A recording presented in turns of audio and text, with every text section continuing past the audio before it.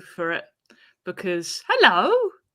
If you are watching, apparently we're live, but I'm going to give it a few seconds. Normally have a countdown thing, but that requires me to actually put it in a thing to click there. Anyway, hello, welcome to Terrible Lizards. Also, have you noticed I've accidentally put us in the two little boxes like this? Normally, you see, we're in these two boxes and you can't see our background because with the background behind us, it just has us and the word terrible above our heads. So that's a good look. I'm Izzy Lawrence, and over here on this side of me, yes, is Dr. Dave Hone. There he is, and he is here to answer your dinosaur questions. If you are watching, like Gutsa is. Hello, Gutsa. I've got some of your questions, Gutsa. I'm going to try and put one to him because we didn't get to all of them in the latest episode. If you have any questions about dinosaurs, now is your chance. Please write to us, tweet at me, YouTube me, Facebook me, all of the things. Let us know that you're watching because that'll be awesome because it is Sunday. What does Sunday mean, Dave? I don't know. What does Sunday mean? Dinosaur. Oh, okay, right. You just meant us. There you go. Sorry, I thought this was some big build-up that we hadn't practiced. Yeah. No. There's. I'm giving the aura illusion of togetherness. So we will be answering some patrons' questions. I think we better because I know that Gutsa is watching. So why don't we start off? It's a difficult one though, Gutsa. It really is. So here we go. I showed Dave this question already, and it is a hard question. Yeah, and I pulled a face. For the record. Yes, go on, for the record. Well, I was going to say, for the record, you say you showed this to me earlier. It's not like you showed this to me this morning and I've been looking it up all day. You showed this to me about 2.5 minutes ago. So it's not like... and I didn't know the answer then, and I don't really know the answer now. The question is... why don't you get many important dinosaur fossils from Africa after around 90 MYA, which is million years ago? Yeah.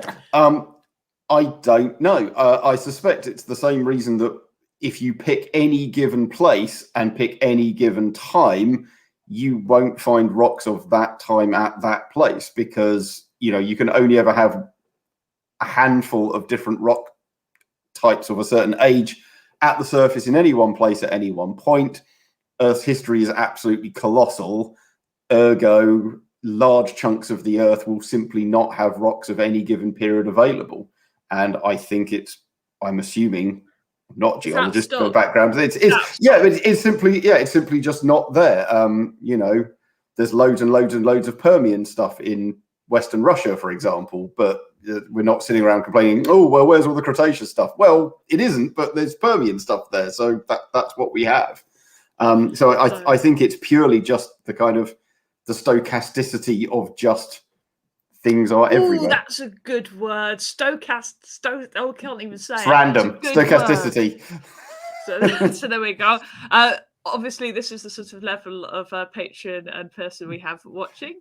We've also got Matt Price is watching. Anyway, so, Marcus just asked for new questions, which I like very much, because we're thinking about doing a show about Pachycephalosaurs.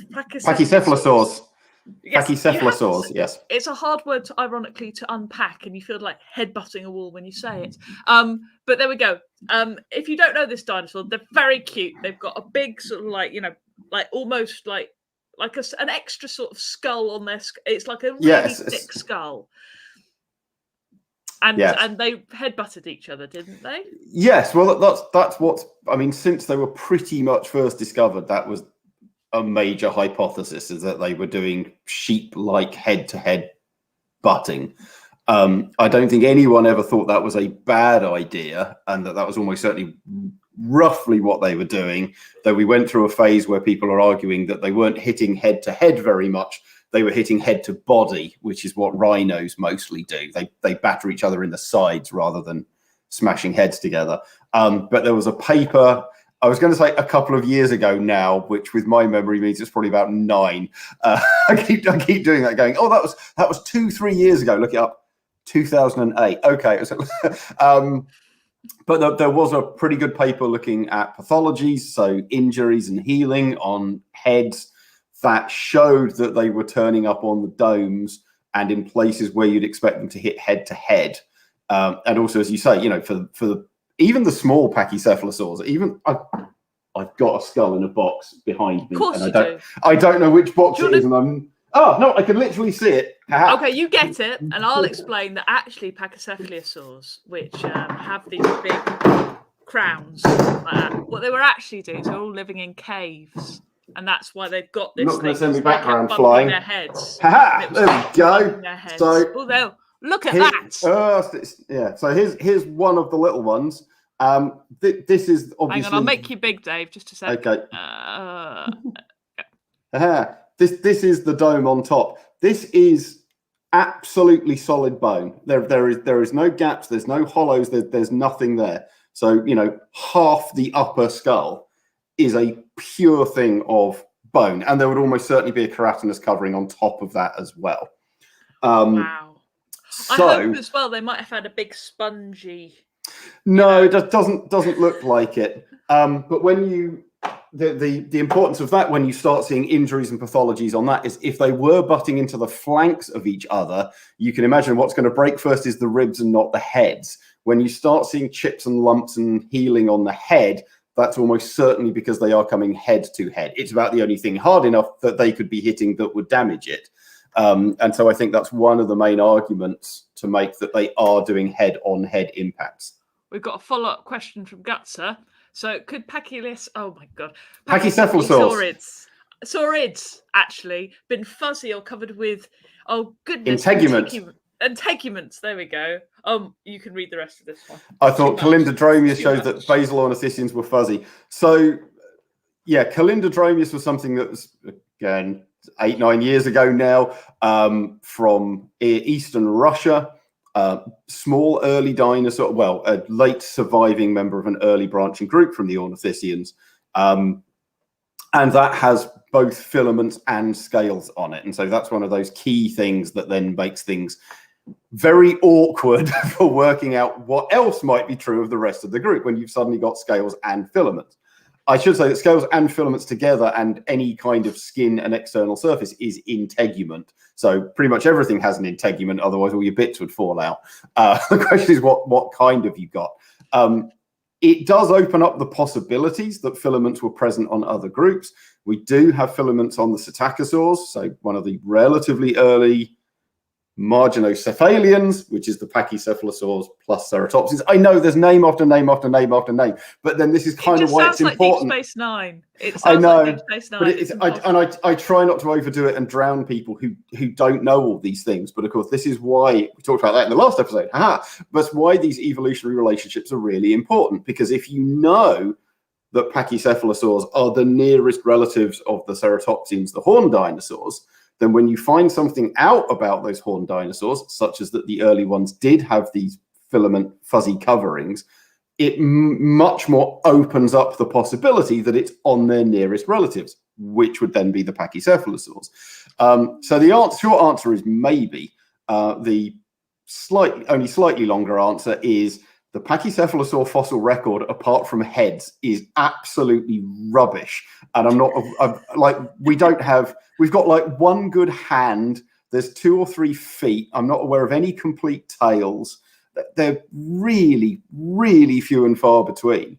And we sure as hell don't have any skin preserved at all. So tell me more about this filament, though. What would it feel? I'm thinking in my head when you say all of this, like Sylvanian family type, really light. Well, it just depends.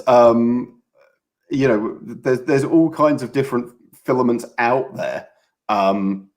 There's hair-like stuff, but then even hairs. You can have a very, very silky dog, and then you can stroke a pig, and it's bristly and spiky, and then you and me are quite different as well.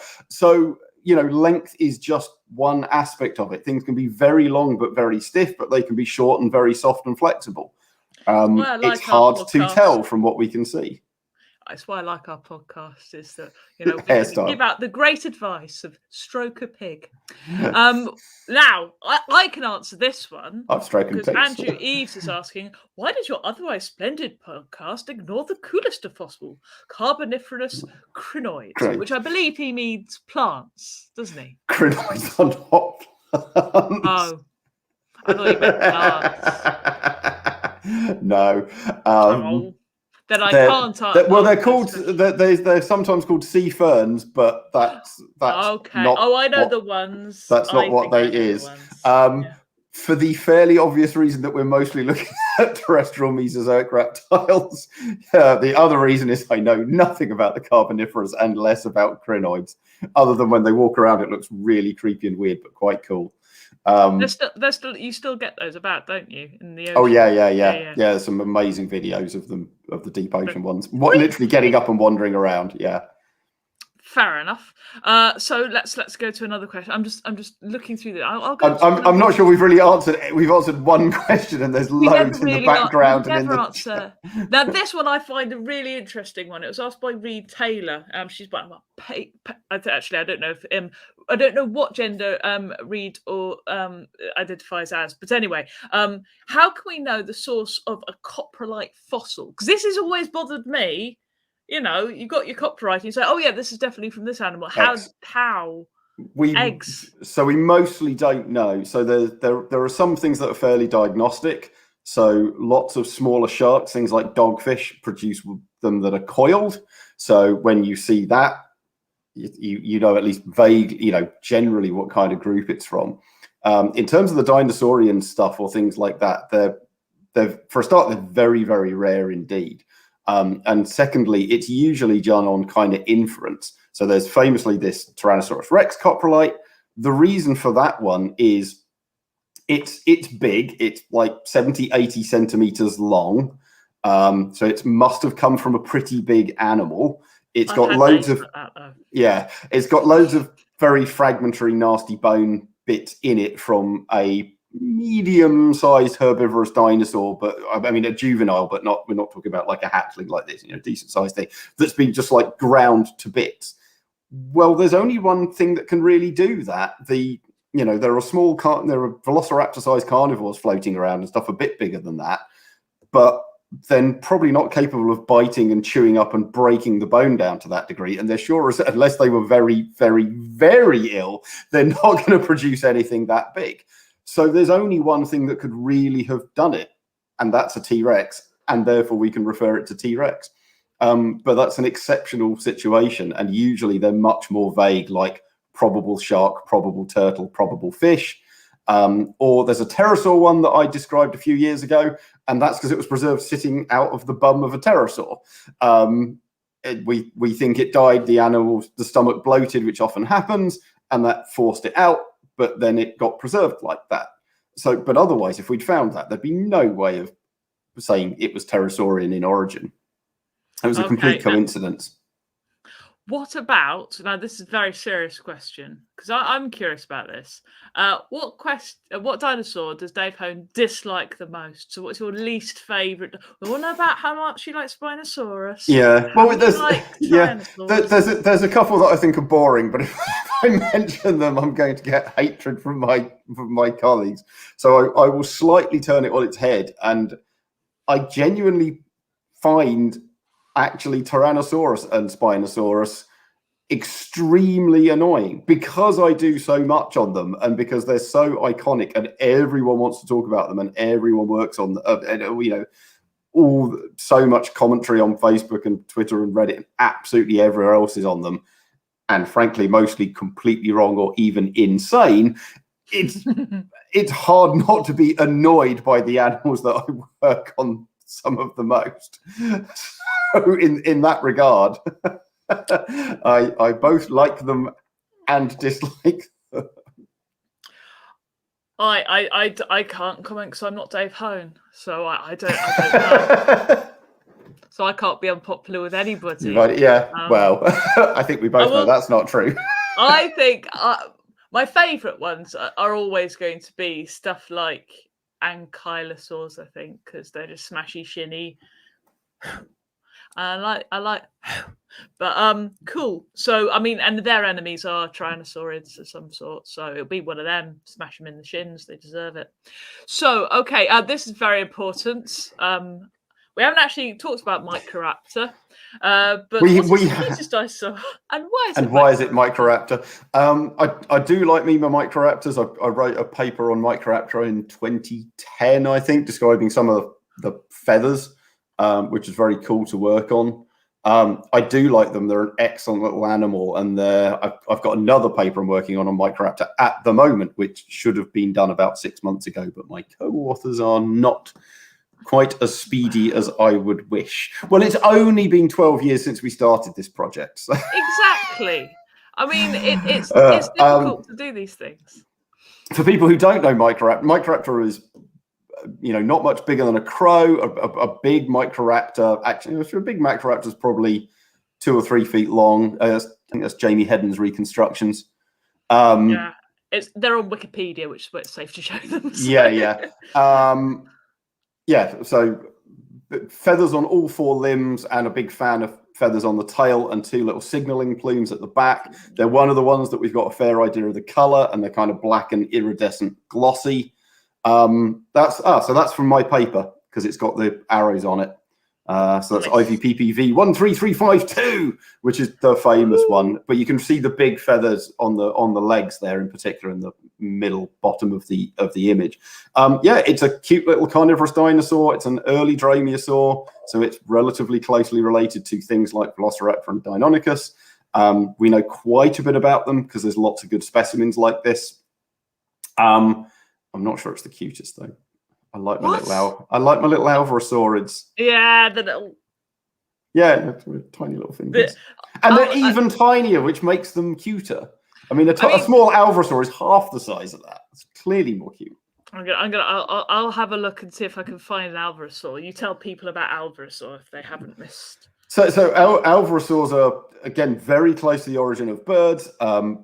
There's some decent size, it's getting on for kind of human-sized ones, or at least, waist high, but getting down to this, chicken-sized and smaller. The smallest non-avian dinosaurs are the Alvarezsaurs. It's like 100 grams or so adult. I better how to spell it, so this is taking me ages. Alvarez, so named after a researcher called Alvarez. So Alvarezsaur, but literally. And yeah, they have one giant claw on each hand, and then a number between 0 and 2. There we go. So that's Mononychus. So yeah, tiny little arms, but they're really, really powerful with huge muscle attachments and articulations and giant claws on them. Tiny little pokey heads with reduced or no teeth. And we think they're eating insects, basically beetle larvae and grubs and stuff like this. And they're using those arms for pulling open. And things. So we don't know. There were ants around at this time. There's a big argument: are there termites at this time, or if there are termites, are there nest building termites of the classic big columns and slabs that you see in Australia and Africa? It doesn't look like it, but that doesn't mean there aren't wasp nests and bees nests and beetles under tree bark and things like this that they could also be digging into and levering off with those cool little arms. Here's another very important question. What's your favourite pterosaur from film? I don't know that I really have a favourite, which is I've never thought. To be honest, no one's ever asked me. I get asked what's your favourite dinosaur on an almost daily basis, but pterosaur doesn't come up. No, because it's so overblown. Yeah, but there's half a dozen that are that size, one of which I've named. So why would I pick someone else's? Why don't you say that one then? Because I'm not sure that's my favourite either. What is it? What is like defining your category of favourite pterosaur? Are you going for the one with the biggest ornament on the head, or the lightest, or the smallest, or the largest? I like lots of different pterosaurs for different reasons. I know this is a very non-specific answer, but which one are you going to marry? That's a different question. You said you wouldn't bring that up. I do really like Pteranodon. I like things that we know a lot about, because it allows you to do more science on them. And we know an awful lot about Pteranodon, and it's really big, and it's pretty cool, and got a weird head and does some interesting things. And it's something I've worked on. So yeah, actually probably Pteranodon.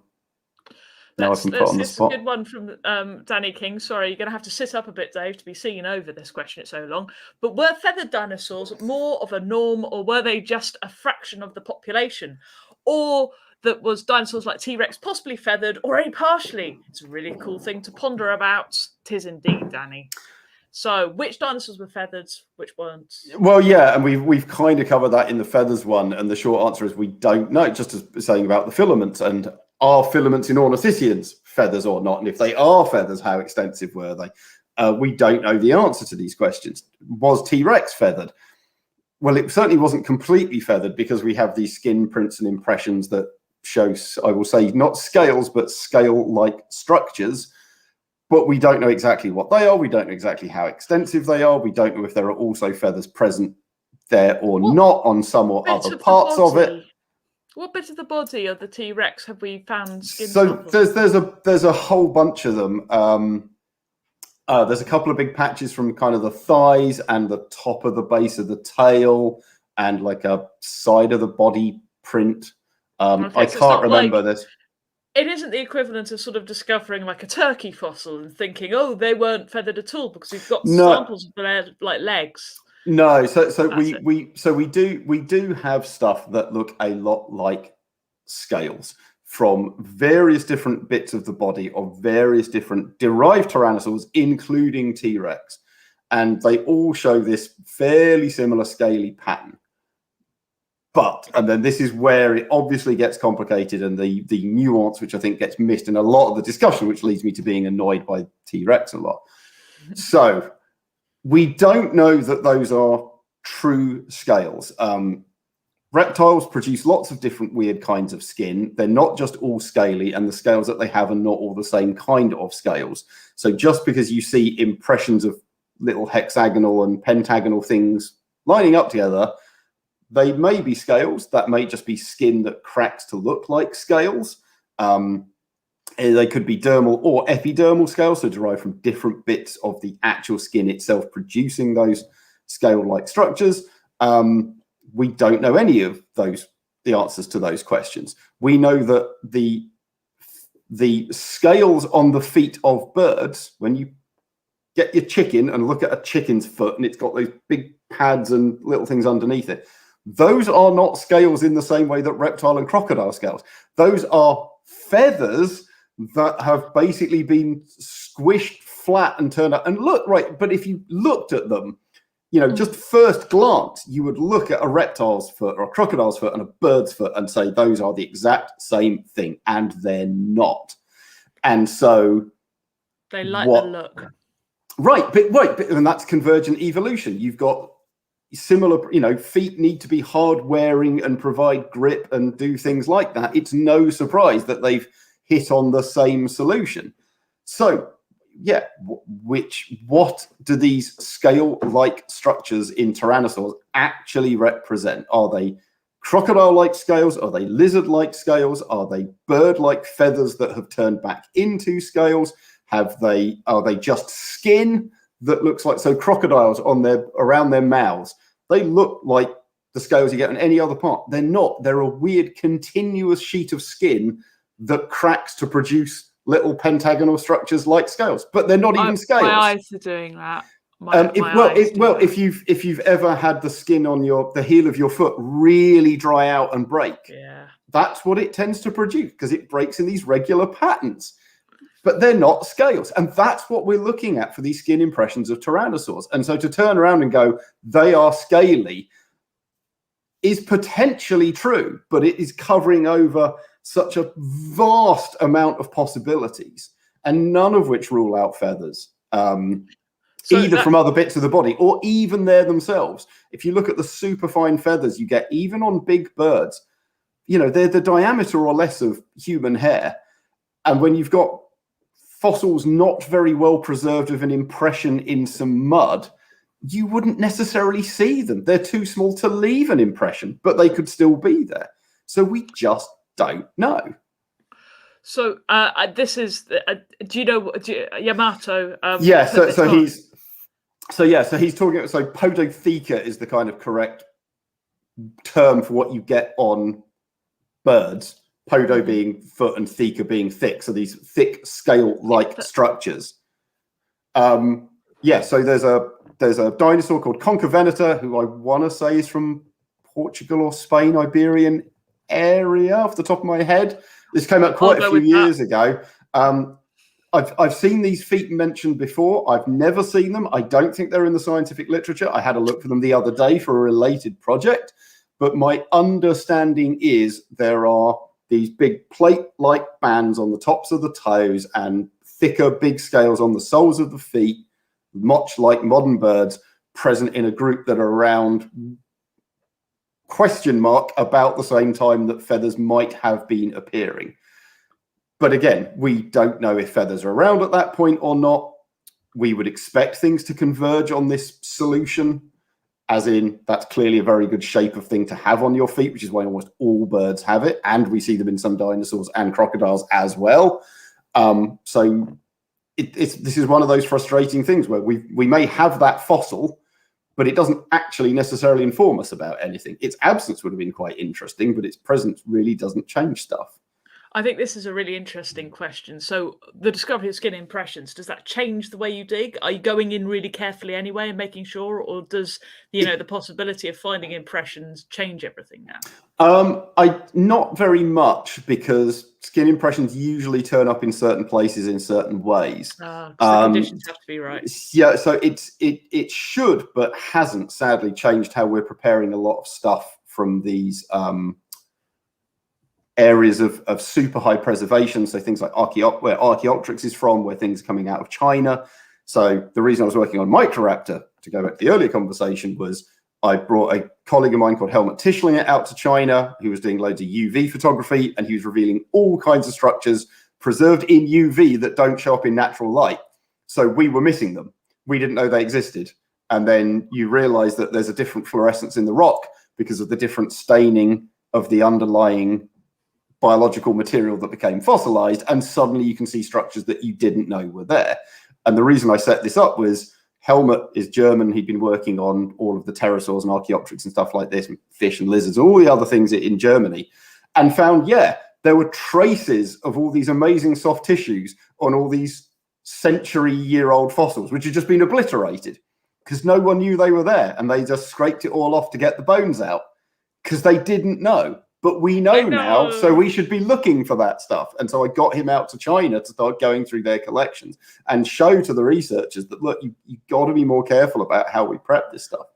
That's soul destroying. But there's the flip side of that is, so I helped excavate a hadrosaur in Canada, and chunks of skin were turning up for this skeleton. Little patches about yay big with clear scales on them. And some of them we just destroyed willfully. And I don't mean in a vandalism sense. I mean, as in, we have to make a decision about what we can and cannot do to get this fossil out of the ground. There are various bits of skin for this hadrosaur that we do have, which are safe in positions of safety where we can definitely get them out. And we have vast amounts of skin impressions for hadrosaurs from this part of Canada, including for this exact species. Can we afford to spend extra hours, days, weeks trying to save all these little bits, which may not actually contain any real information and will potentially cost us the ability to get this fossil out because we only have so much time and so much manpower? And this is a fairly common thing for paleontologists. I mean, I'm not saying that they're going out just hacking away at things and destroying stuff, but you've got something in the ground, you've got X amount of time or Y amount of money or Z amount of power, human effort from your collections team. We either have to leave the entire thing, or we have to take of it what we can, or we may have to sacrifice A to get B. And so things like that happen. I helped get out a set of sorry. So no, I was just going to say, it's worth people remember that they're being destroyed anyway. This isn't like, you're going in and ruining something, and it's not as though you can go back in 10 years. It'll be dissolved in 10 years anyway by erosion. Right. It's not like we are trying to make things. We're doing the opposite. We are trying to make the best of a bad job. We have to compromise. I was going to say I helped find and excavate a group of baby ankylosaurs together in northern China, and they were all together and like sat like this all around each other. We started to excavate this area, and it was like 4 meters by about 2.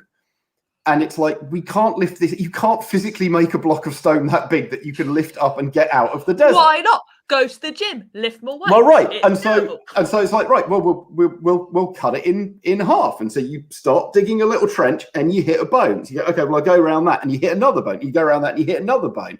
And now you've zigzagged all over the place. And it will be incredibly weak if you do that. You want a nice clean cut. And so there's your choice. We either leave it here and it will erode, or we cut it in half, deliberately break half a dozen bones, but then we can separate it into 2 bits and we can get both bits out. And that way we'll get 99% of it. Now, you've mentioned... So you take photos, you try and measure them, you try and get all that detail out that you can before you do it, and then you grit your teeth and you cut through it.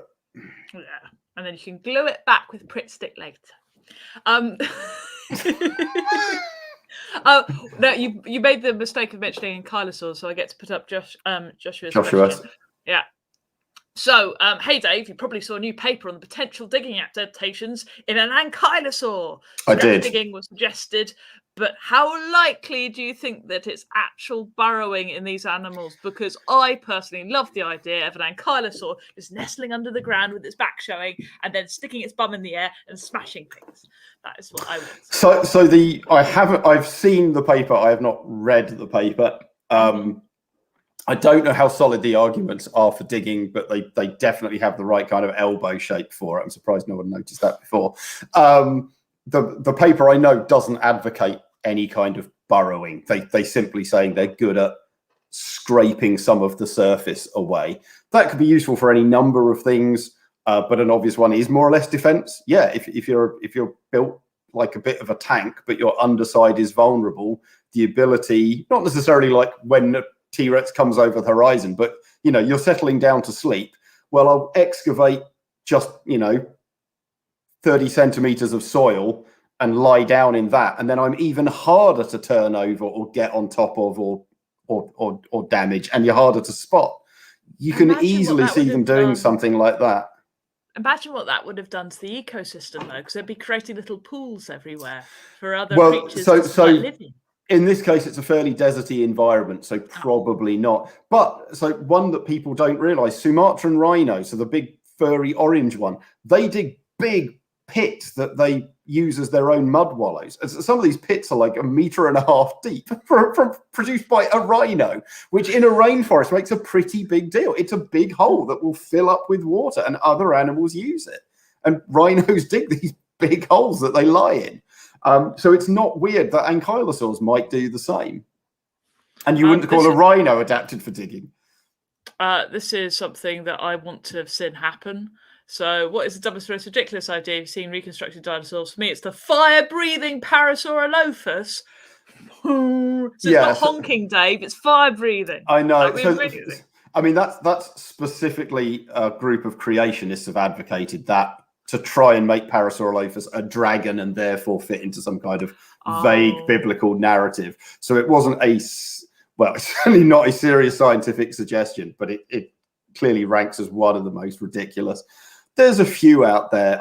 I think it annoys me that a lot of them are just pretty badly thought through. We've seen some. I'm trying to think of one. We talked about this not too long ago. I think it was the diseases one, where it was the idea that diseases wiped out dinosaurs. And it's like, but diseases don't work like that. You just don't get a disease that can simultaneously wipe out thousands of species across the planet in every single habitat. Like, they just don't function this way. And I think that's a lot of the problem with a lot of these kind of overstated hypotheses. I mean, a similar one I'd advocate actually is the classic one of all the big sauropods living in water and walking around at the bottom of lakes with just their heads showing. Because, okay, we didn't know about skeletal pneumaticity back then, or people didn't really understand it, though they might have noticed if they'd really thought about it. And these things were very big and heavy. But even so, very big, heavy animals float. They basically all float. So why would this thing not float? And why was it always illustrated with a head just above the surface? Every single lake in the Mesozoic had to be the exact right depth so that every single animal could stand at the bottom and just have its head over the surface. Well, it's a bit like, you know, when you've got an elephant underwater and it's a snorkel situation. Except they don't, because they float, because you can see that elephants are at the surface because they don't sink. So yeah, you know, it's easy to look back at historical researchers and people who knew far less and go, ha, that was stupid. But I do look at things like that and think, oh, well, mammals just ate their eggs. And it's like, yeah, they'd only lived alongside mammals for 150 million years with no effect whatsoever. And then suddenly it wiped them out on every continent simultaneously and also took out all the marine reptiles who give birth to live young. Yeah, that's a great hypothesis. No, it doesn't survive 2 seconds consideration. But climate change caused by a massive meteorite we cannot control is really scary. So why can't it be something possibly like flowers? Yeah. All of that kind of stuff. Yeah, for my thing, it is going to Crystal Palace and it is seeing the iguanodon does a sort of big bear type thing with its thumb on its nose. I love that very much. That is my favourite. So we mentioned, I don't know which one of these you'd like to do. We've probably got time for one more. So I'm having a look. Well, which one would you want? I don't know. We can still do a couple. You say something. Okay, well, let's do another one. Let's just show this one because I think this is interesting. So I suspect that the answer to this question is to do where you are digging, because some of the laws as to where you're digging really control how fast you can get a dinosaur out of the ground. Yeah. Are there often specimens that take multiple seasons to get out? Yes, there are. So actually, going back to that big hadrosaur I mentioned in Canada, or the hadrosaur I mentioned, it wasn't that big. So that turned out to be a real pain. So first of all, it was found right at the end of the field season. We found it in like early or mid-September, and weeks after that, it's going to be wet and cold, and you can't really dig. And so there's lots of this clay there, and it just, you know, if it's not bone dry, it's greasy. You know, it's absolutely lethal to walk on. You know, you just slide absolutely everywhere, and you get, you know, you end up walking a foot taller than when you left the house because the amount of mud on the bottom of your shoes. So first of all, that was found at the end of the season. Can't do anything. I was part of it was some students of mine who actually found it from a trip from Queen Mary Uni, my undergrads, which was very cool. So next season, this is at the Royal Tyrrell Museum. So the Tyrrell team went out, took the skull out because that's what the students had found. They'd found the lower jaws and the skull. So they took the skull because they really wanted that. Realized there was most of a skeleton behind it. So that was cool. So they started excavating that. It was a kind of a side project because once they had the head out, it wasn't too urgent. There were other things that were more pressing. So they went back to it towards the end of the field season and went, right, now we've cleared all our other jobs out. We've got, you know, a couple of weeks. Let's get this thing out. And what they soon discovered is that incredibly unusually, it wasn't just a skeleton that had been buried, which is what you often find there. Once you've got more than a few bones in this place, it was very swampy. You've often got a whole skeleton. What they had was, well, it was still most of a skeleton, but all the bones were jumbled up, and some of them were even vertical. And the rough interpretation of this is this animal is died and buried in very swampy, muddy stuff, and dinosaurs have walked over the top of it. And of course, if you get a 10-ton animal, puts its foot on a big bone, it just goes down into the mud. And so rather than just having to, so everything, loads of things are pushed vertically. And of course, that meant that rather than having a nice layer, and if you can just dig out that layer, you take all the bones out, you know, you don't need to dig down this far to get to the skeleton. You now need to dig down this deep to get to the bottom of those bones that are vertical. It also made it very hard because normally if the skeleton's more or less articulated, there are times when you can dig fairly fast. Okay, we've got the start of the arm. It's going that way. I can just dig down the sides of it and know it's an arm, and I'm fairly safe. I might hit something else. I'm probably not going to. Again, time is always an issue, but this should be pretty safe. But the problem was with this thing, it's like, here's an arm, but next to it is a bit of the tail, and next to that is a rib, and next to that is a bit of the foot, and next to that is another bit of the head. You never knew what was round the corner. So everything had to go slow, and you had to dig much deeper than normal. So suddenly this thing that was going to be done in 2 or 3 weeks, in 2 or 3 weeks, they'd done like a third of it. So they had to come back next year. So then that was the 3rd year. And then they didn't finish all of it then. So then it was the 4th year. And I think it from the year that it was found to the year that the last bits were taken out were 4 or 5 years. Wow. That's a long... Yeah, I haven't got the patience for that. I mean, it's an unusual one. It's not like they were working on it 4 or 5 years, but yeah, it's not uncommon for projects like that. Here's one that will make you happy, Dave. Does Dave come to the States to do public lectures? Sort of. But not during COVID. Well, yeah. So I've done a couple in Canada. I've done a couple in universities in the US. As some people here may know, I did PaleoFest this year, but that was online. I hope to go next year. The short version is I don't think I've ever had an invitation. I'm not paying to fly myself out just to give a lecture. So yes, if the opportunity arises, I will absolutely do that. I've offered to give lectures when I'm working in museums. The problem is with my scheduling, that's often relatively short notice. And so, of course, the museum doesn't necessarily have time to organize anything. If I can only give them a couple of weeks' notice that I'm coming out, and they go, oh, well, we do a lecture series on a Thursday, but we've already got someone booked up for that Thursday, so we can't really boot them and offer you a slot when we've already booked tickets. Will you still be here in 6 weeks? Nope. So it doesn't happen. Yeah, too much organisation, that is. I was very upset. I once got invited to do a podcast at the Comedy Cellar, which is like the place in New York to do like gigs and stuff. And they were like, can you do that? And I was like, you're not going to pay for my flight, are you? So no. Yeah, I got invited. I got invited to a Dinosaur film premiere.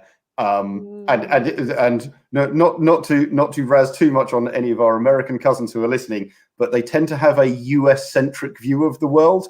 And I got all the invitations and a pass and all the rest of it. And it was at this point that I emailed them and just to double check, you do know I live in London because they didn't say anything. It was just all this bump about the event, and it had a time and a date, but nothing else. And I had to write back to them and go, what city is this actually in? Because I'm British and I'm not top of the paleontologist A-list. So I'm assuming it's in London and you've been scouting for London paleontologists, but you haven't actually said. And then they probably went, oh no, it's in New York. Okay, cool. And you're flying me out? No, why would we do that? Because you've already sent me the ticket and the invitation. I thought you might want me there. I thought you might have noticed that I don't live in America.